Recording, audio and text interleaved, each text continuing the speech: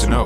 Live chat, session 3. Would you pray for me? Think about it. You know, when we all in our ways, we all do our thing, and we was in that wilding out, you know what I'm saying? Well, grown folks that, like, you know, stop and cleaned up, or, you know, people that just cleared up food, I mean, and people that are doing righteous or whatever, you know, I actually dislike the ones that get to that point and actually, like, they become snobby types, you know what I mean? Like, all of a sudden they get good, and then all of a sudden they acting, you know what I'm saying? So, what I say about them is that, what happened with them is that they wasn't getting righteous, and they wasn't healing within for the better. Not only that, they wasn't trying to get to that state for the righteous or the Christ conscious. You know what I'm saying? What they were doing was, they did all that because those are the type where I say they made our Father the Most High like a G, you know what I mean?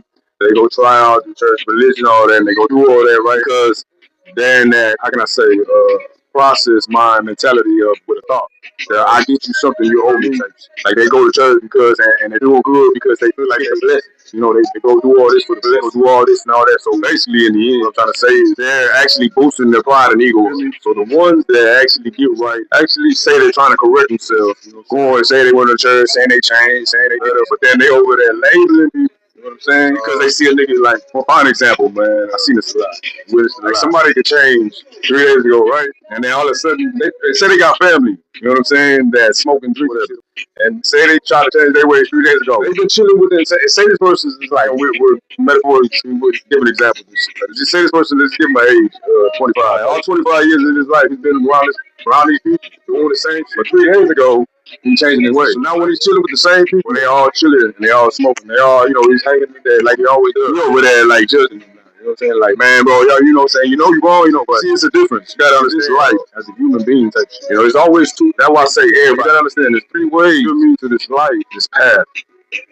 Alright? The third road is the most rarest road. You feel me? Those are the ones that are like automatically on the path. Like they were born, you know, automatic. We all are, you feel me? But what I'm saying is like, well, a better example of what I mean about the third path, the third road. I think about the people that y'all actually came across that are in the family, like in Christian family, go to church all the time, and you know they all about God type stuff. You know they got, you know, their parents got, they brothers got, you know, they get trouble, you know, they follow. Those are the ones that like, man, basically say like, I know about those already. Like, they're gonna have a smooth outcome, but see what happens with them is when they go through, they finally experience that. What we go through is when they get older. You feel me? They actually go out there to go, how can I say, face the world, get their self-experience, go out there to the world, right? And actually, to tell you the truth is, y'all be thinking, you know, the ones that I'm talking about on the third path already automatically say, already, you know, they come up in, you know, the church family. Y'all be thinking they got this. You know, I'm gonna tell you the truth. I'm gonna ask you a question as well.